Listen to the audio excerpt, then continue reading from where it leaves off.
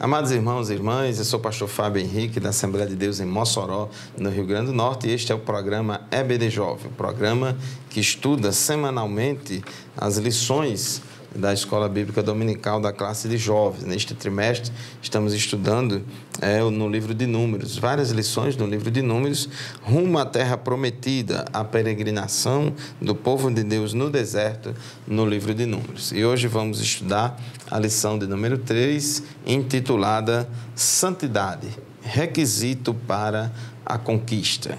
O texto do dia está em Levítico, capítulo 22, versículo 32, que diz assim: E não profanareis o meu santo nome, para que eu seja santificado no meio dos filhos de Israel.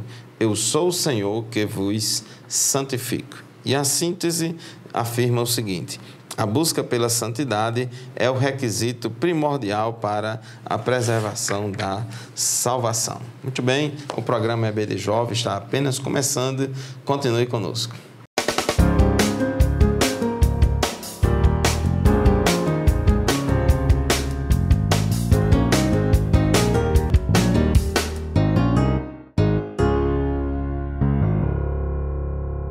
Amados irmãos, na lição de hoje, a lição de número 2, santidade, requisito para a conquista. Aqueles que andam com Deus devem ser santos, como Ele também é santo.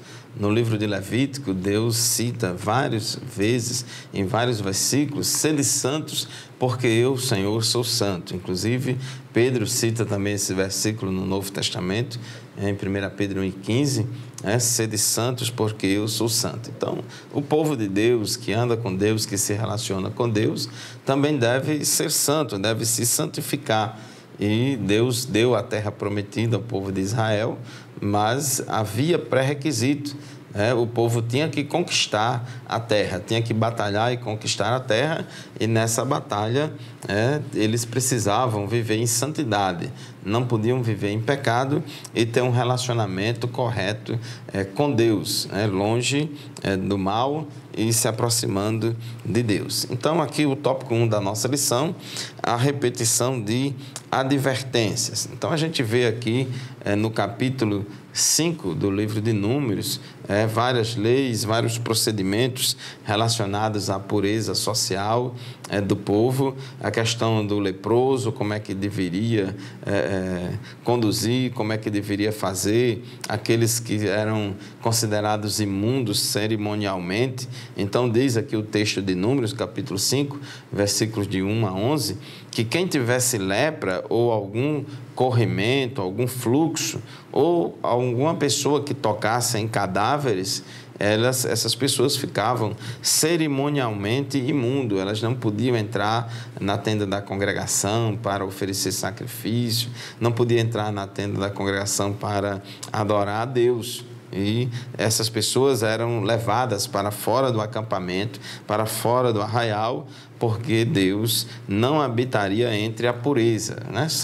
Foram recursos didáticos que Deus colocou e deixou essas regras para inculcar na cabeça do povo, na mentalidade do povo, a noção de pureza espiritual, a noção de que aquele povo era um povo santo, separado e diferente das demais nações. Então, várias coisas que a gente vê no Antigo Testamento, vários rituais, várias leis que Deus determinou, tinham um objetivo didático de ensinar o povo a noção de pureza, de santidade, de separação, porque o povo de Israel é um povo santo, separado, obediente. Deuteronômio capítulo 7, versículo 6, Deus disse assim: porque povo santo és ao Senhor teu Deus, o Senhor teu Deus te escolheu para que ele fosses o seu próprio povo, de todos os povos que sobre a terra há. Então, o povo tinha que ter essa noção muito clara do seu chamado, da sua particularidade, de que eles eram santos.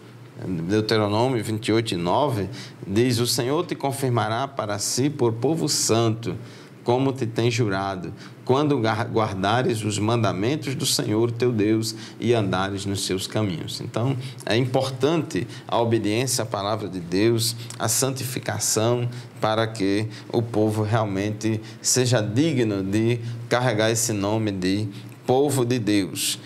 Tópico 1.2, pureza nos relacionamentos. Então, aqui em Números também, no capítulo 5, do versículos 11 em diante, versículo 11 a 31, o Espírito Santo tratou a respeito da pureza no casamento. Essa lei era muito valiosa para as famílias, pois evitava que as pessoas sofressem injúrias e difamações levianas. Então, tenha procedimentos e leis para tratar desse caso quando se tinha suspeita de que uma mulher estava cometendo adultério. Então, tenha todo um cuidado de Deus para algumas regras, algumas leis, alguns procedimentos para evitar injustiças, evitar que a mulher fosse injustiçada e caluniada, difamada injustamente sem ter cometido adultério. E aí mostra que Deus tem cuidado pela família, Deus tem cuidado por cada um dos membros da família. A família, na família de uma nação santa, os cônjuges precisavam viver em paz, sem acusações infundadas. Numa sociedade muito machista, como a daquela época, em que a mulher era muito discriminada, Deus sai em defesa das mulheres, colocando normas, colocando procedimentos para frear determinados abusos de autoridade dos maridos e dos homens. Então, Deus exigia também pureza nos relacionamentos, sem problemas de calúnia, sem problemas de difamação, especialmente contra as mulheres, porque o pecado de adultério era considerado muito grave e o adúltero, tanto a mulher quanto o homem, ambos, quem fosse apanhado em adultério, a lei dizia que aquela pessoa deveria ser morta, era punida com a pena de morte. Então, era uma coisa muito séria. Então, não se podia e não se pode acusar injustamente alguém de adultério sob pena de fazer com que aquela pessoa morra injustamente. E Números capítulo 6, versículos de 1 a 21, fala da lei do nazireado, e fala da pureza espiritual. Deus estabeleceu o padrão da pureza espiritual para quem quisesse consagrar-se a Ele. Essa palavra nazireu vem do hebraico, de nazar, significa pôr à parte, e essa palavra nazireu designa a pessoa consagrada e dedicada totalmente ao Senhor. Essa dedicação poderia durar um tempo determinado, mas também podia ser pela vida inteira. E os nazireus, interessante que tanto podia ser nazireu homem como também mulher. Tanto homem quanto mulher podia fazer esse voto do nazireado para viver uma vida inteira, ou parte dela, consagrada totalmente ao Senhor. Então, os nazireus eram suscitados pelo próprio Deus para demonstrarem, através do seu modo de vida, o máximo padrão de vida divino, de santidade, de consagração e de dedicação diante do povo. A vida dos nazireus tinha uma função também pedagógica, uma função didática. O povo, ao olhar para os nazireus, ao olhar para a vida e o comportamento deles, viam nos nazireus um modelo a ser seguido. E o voto do nazireado não era obrigatório, era voluntário, e tinha esse propósito didático e pedagógico. No Novo Testamento, o nosso nazireu modelo chama-se Jesus Cristo de Nazaré. E a Bíblia diz, olhando para Jesus, o autor e consumador da nossa fé, nele temos o modelo de pureza espiritual. Então, meus queridos irmãos, chegamos ao final do primeiro bloco do nosso programa de hoje. Vamos fazer um breve intervalo e já retornaremos para continuar o assunto da nossa lição. Fique conosco.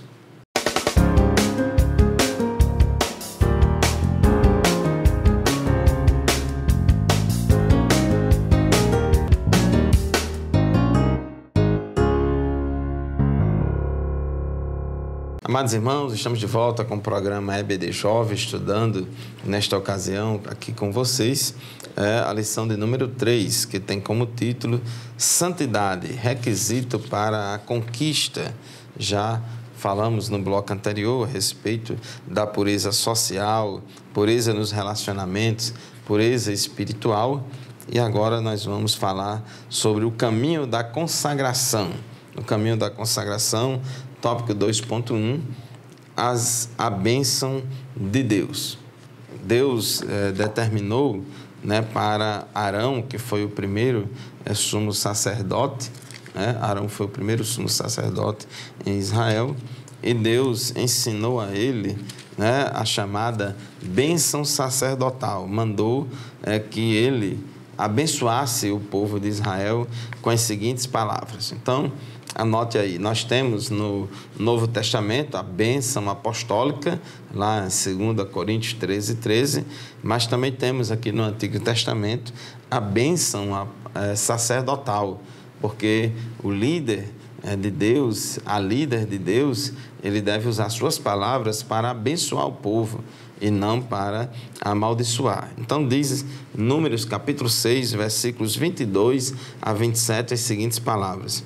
E falou o Senhor a Moisés, dizendo: fala a Arão e a seus filhos, dizendo: assim abençoareis os filhos de Israel, dizendo-lhes: o Senhor te abençoe e te guarde. O Senhor faça resplandecer o seu rosto sobre ti e tenha misericórdia de ti. O Senhor sobre ti levante o seu rosto e te dê a paz.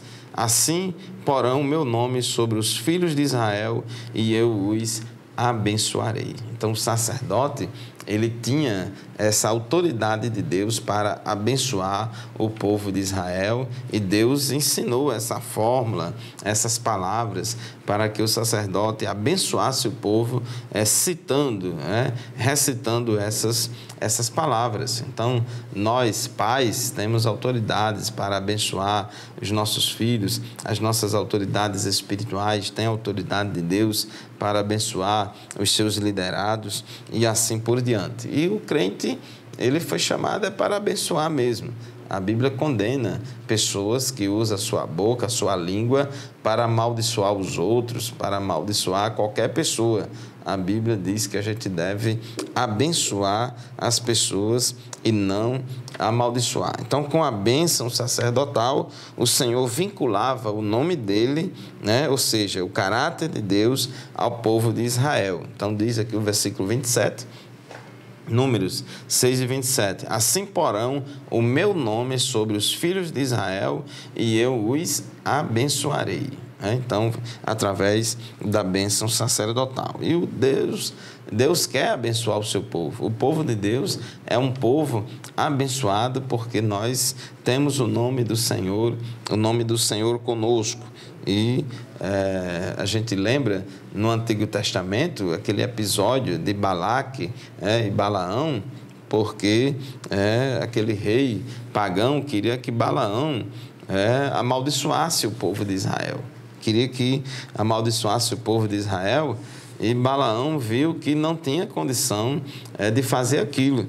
Deuteronômio, capítulo 23, versículo 5, diz assim: porém o Senhor teu Deus não quis ouvir Balaão.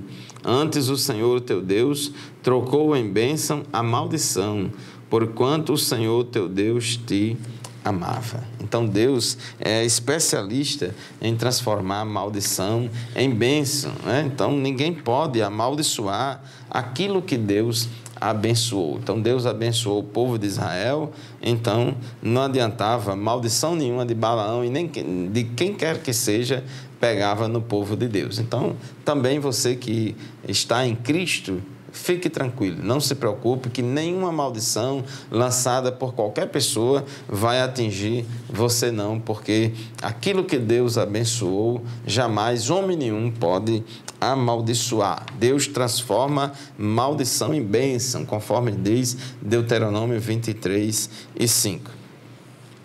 O tópico 2.2 da nossa lição fala que a bem-aventurança do doar. Reporta o grande campanha de contribuição, de doação de ofertas, né, que foram trazidas para a manutenção do trabalho do Senhor. Isso é muito importante. As nossas ofertas, elas fazem parte do nosso culto. A gente oferece a si mesmo em sacrifício vivo, santo e agradável a Deus, mas também podemos servir a Deus com as nossas ofertas. A Bíblia diz que devemos servir ao Senhor com as nossas fazendas e com as primícias das nossas rendas. E Deus construiu o tabernáculo, mandou que Aholiabe e Bezaliel construísse o tabernáculo, toda aquela tenda móvel para o culto, e Deus mandou que o povo trouxesse ofertas. E o capítulo 35 de Êxodo fala sobre essa campanha de contribuição de bens materiais para que o povo trouxesse para a construção da tenda da congregação. Diz Êxodo 35, 21, e veio todo homem a quem o seu coração moveu, e todo aquele cujo espírito voluntariamente o impeliu, e trouxeram a oferta alçada ao Senhor para a obra da tenda da congregação, para todo o seu serviço e para as vestes santas. Então, o povo contribuiu, mas Paulo, lá em Atos capítulo 20, versículo 35, ele cita uma palavra de Jesus, Atos 20, 35, diz que mais bem-aventurada coisa é dar do que receber. Então, é mais bem-aventurado aquele que dá do que aquele que recebe.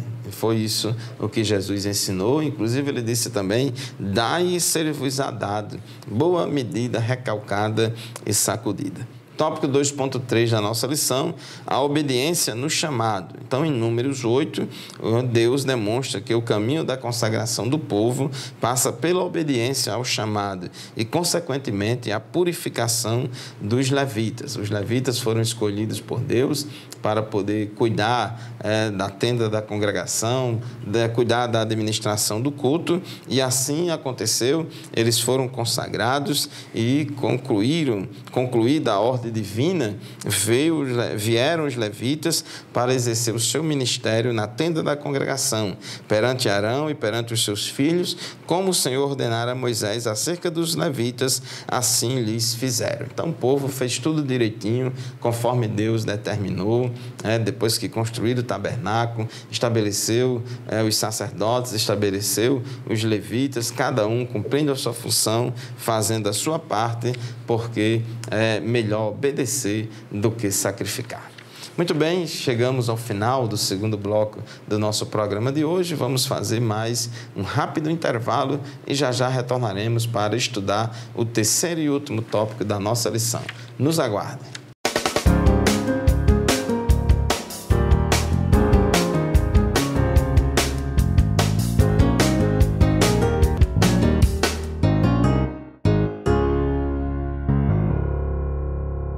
Muito bem, meus irmãos, minhas irmãs, a paz do Senhor Jesus Cristo. Eu sou o pastor Fábio Henrique e este é o programa Escola Bíblica de Jovem, EBD Jovem, e estamos estudando nesta lição de hoje, a lição de número 3 deste primeiro trimestre de 2019, uma lição que tem como título Santidade, requisito para a conquista. Então é importante a gente entender essa importância, porque Deus disse: sede santos, porque eu sou santo. O tópico 3 da nossa lição fala de comunhão no deserto. E reporta aqui o tópico 3.1 a determinação de Deus de que o povo deveria celebrar a Páscoa no deserto. O povo celebrou a Páscoa na saída, na noite que eles saíram ali do Egito. Mas aqui em Números, capítulo 9, versículos de 1 a 5, Deus disse as seguintes palavras: E falou o Senhor a Moisés no deserto do Sinai, no segundo ano da sua saída da terra do Egito, no primeiro mês, dizendo: Que os filhos de Israel celebrem a Páscoa a seu tempo determinado. No dia 14 deste mês, pela tarde, a seu tempo determinado, a celebrareis, segundo todos os seus estatutos e segundo todos os seus ritos a celebrareis. Disse, pois, Moisés aos filhos de Israel que celebrassem a Páscoa.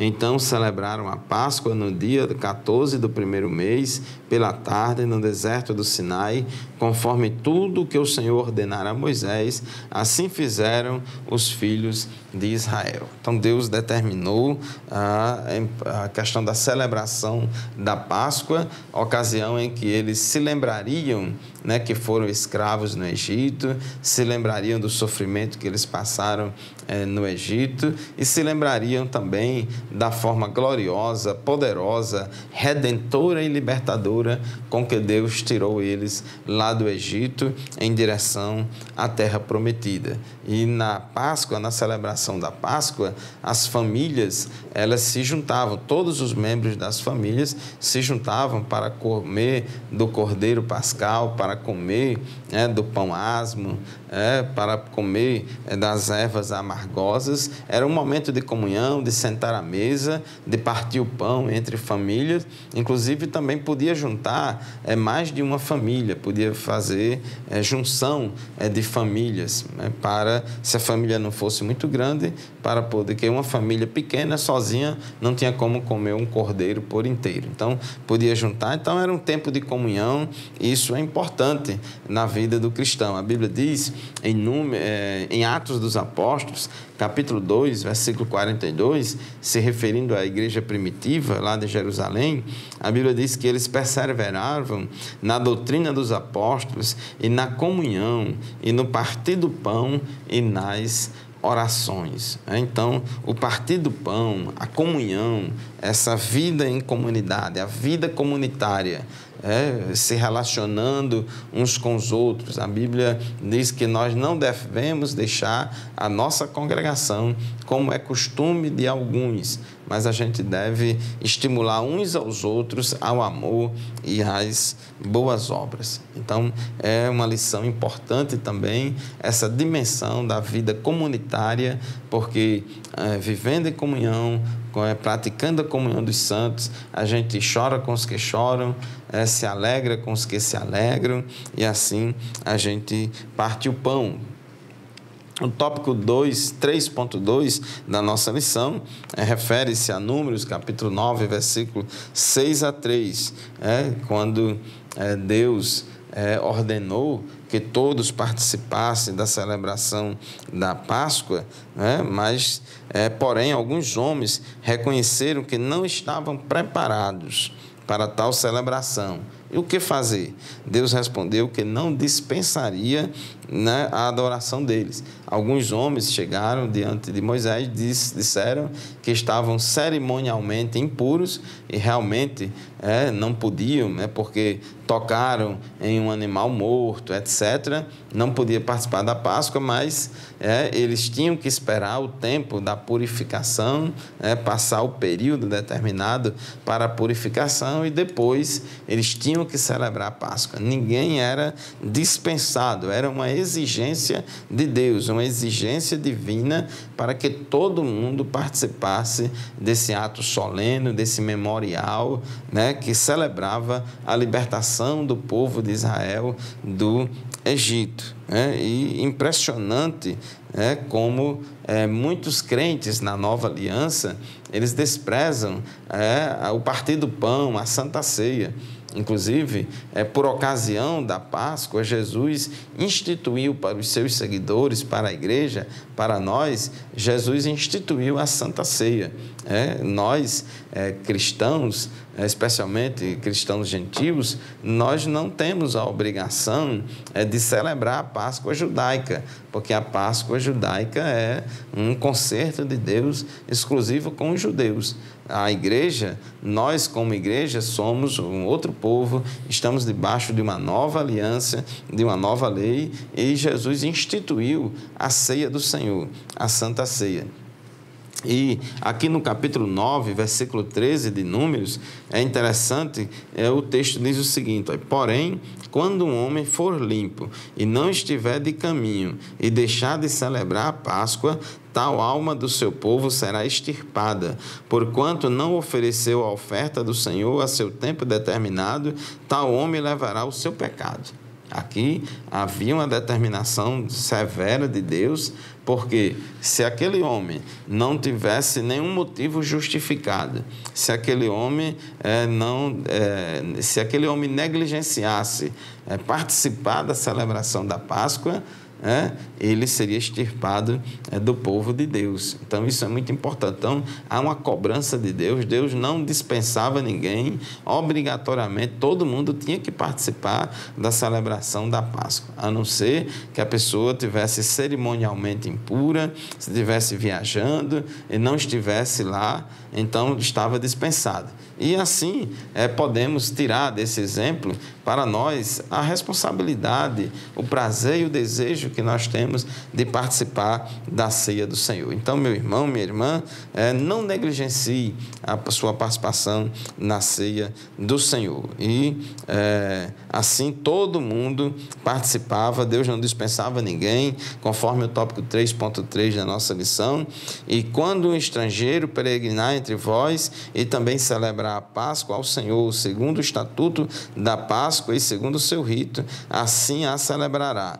O mesmo estatuto haverá para vós, assim para o estrangeiro como para o natural da terra. Então, era a mesma lei, igualdade para todos os adoradores, tanto os estrangeiros como os judeus. Então, há igualdade entre os adoradores, pois Deus não tem filhos prediletos. Então, meu querido irmão, minha querida irmã, também tenhamos esse senso de comunhão, de participar da ceia do Senhor, praticar a comunhão dos santos e fazer as coisas conforme Deus quer que façamos. Muito bem, chegamos ao final de mais uma lição, de mais um programa. Eu agradeço a sua audiência e desejo a você muitos estudos, muita dedicação à sua classe da Escola Bíblica Dominical de Jovens neste trimestre. Muito obrigado e até o próximo programa, se Deus quiser.